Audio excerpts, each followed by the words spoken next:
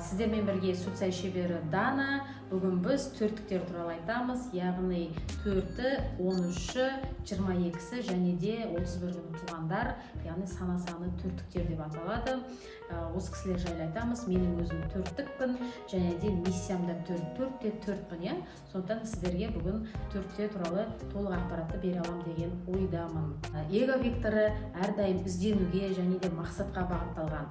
Бастарында енді мақсат деген өте көп, әрдайым мақсат қойып жүреді және де бірнеше мақсаттарды қойып, сол мақсаттарға жетуге әрекет жасап, ізденіп, әрдайым ізденіп жүретін адамдар.